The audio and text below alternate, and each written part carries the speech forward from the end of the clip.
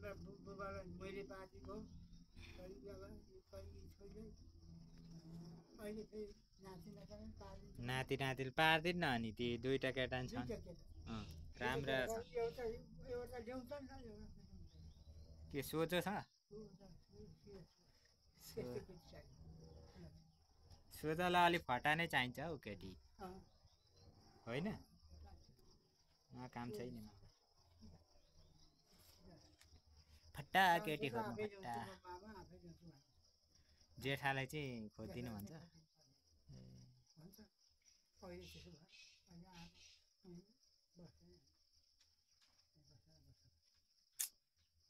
मलाई पनि पार्दै दाजु छोराहरूलाई पनि पार्दै भन्छ उनीलाई पनि पार्दिएको मैले छोराहरूलाई पनि बिहा गराइदेऊ दुःख पाइयो भन्छ मलाई पनि अवस्था पार्यो कस्तो तग्दा छ है तिमी भन्ने राम्रो छ नि अलिकति केटाकेटी छोराछोरी सब छन् केटाको बारी पनि भयो बाख्रा पालन कस्तो छ भैँसी पालन कस्तो राम्रो छ अनि के गर्नु त छोरा भाइ कुरा गर्नु न मेरो नम्बर लिएर जानु नभए केटीको नम्बर छ भने मलाई दिनु म कुरा गर्नु म जाँदाखेरि म मेडिकल हो नि मेडिकल भन्दा पनि म उखलो जानुपर्ने छ ए कहिले जानु म उखलो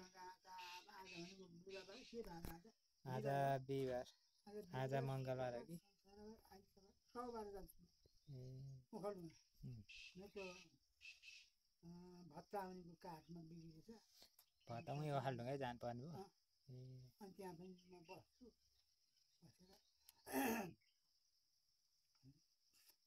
बसेर उसमा पाउँछ यो मास्टरले छ त्यहाँ त्यो ज्यामेरमा स्कुलमा पढ गर्छन् केटीहरू मिसहरू हुन् मिसहरू गर्छन् अनि हुन्छ कस्तो हुन्छ हुन्छ कुराकानी गरायो भेटघाट गरायो त्यसपछि दामी हुन्छ केटा केटा कस्तो खालको लिडा छन् के भन्ने आर्मी छन् ए आर्मी छैनन् गाउँका गोठाला हुन् आर्मी होइनन् गाउँका गोठाला हुन् घाँस दाउरा गर्छन् भन्नु क्या सधैँ कुरा गर्नुपर्छ त यो कलियुगमा फेरि आर्मी छन् भनेर डिभोर्स दिइहाल्छ नि बिहा गरेकै भन्छ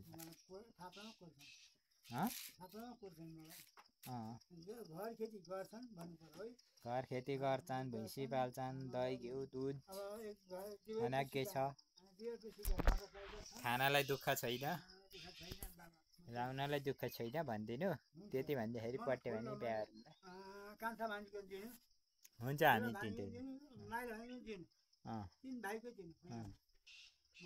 ए हुन्छ 3 भाइ छ नि 3 भाइमा कसलाई चाहिँ बिहा गर्छ भनेपछि सिद्धो 3 नै छन् ल ल ल एकै लगानमा ट्याकटुक पार्नुपर्छ हुन्छ भने त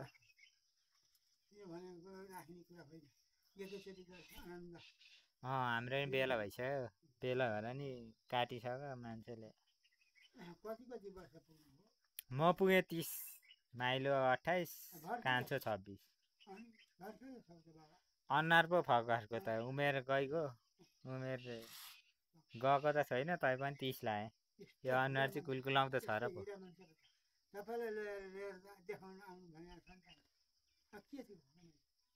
खोइ के तपाईँको गाउँको मुखियाको तपाईँले गर्नुपर्छ ठिक छ हजुर राम्रो छ मोटरसाइकल आफ्नो घर घरमा किने भएको छन् 3टा छन्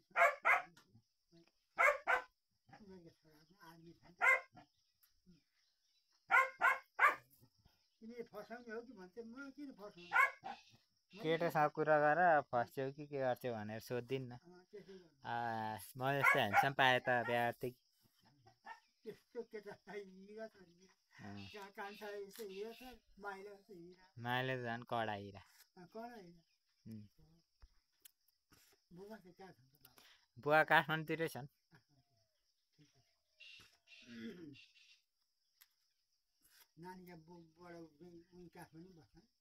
बडाउ बाउ काठमाडौँतिरै छन् हाम्रो हामी चाहिँ यता गाउँमा आएर यसो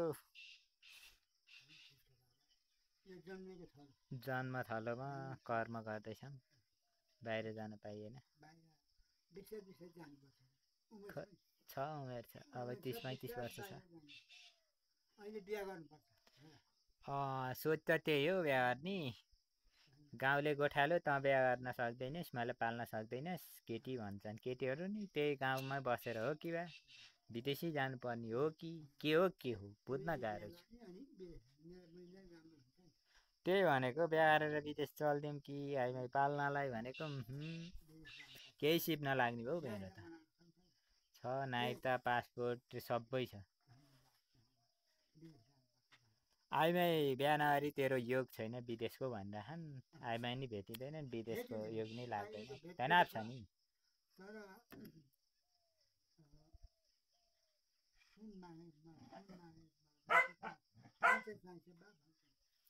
ए सुन नाथे त कति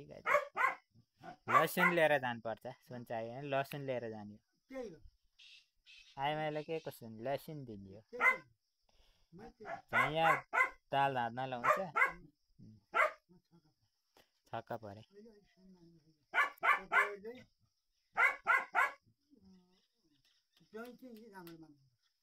त्यही त केटो राम्रो खोज्दैन अहिले सुन खोज्न थालेर पो तनाव भयो त हो कि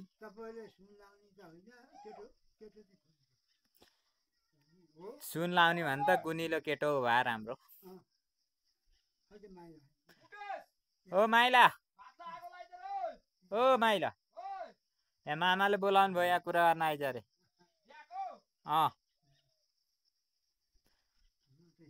तीन भाइको तीनटी केटी छन् रे एकै लगाउन बिहा गर्ने कुरा भएछ फोन नम्बर दिनु पर्ने ज्यामिरे छन् रे तीनटी छोरी तीन भाइलाई तीनटी एकैचोटि झ्याप कराप झ्याप पार्ने रे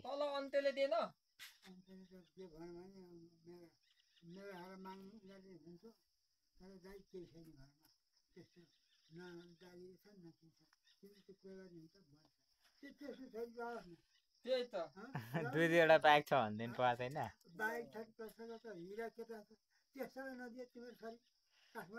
गाउँमै बसेर काम गरेका छन् भुइँसी पालेका छन् भनिदिनु पर्छ नि छोरीलाई माइत आउन नि नजिक हुन्थ्यो हामीलाई ससुराल जान नजिक हुन्थ्यो ज्यामिरे टाढा भइगयो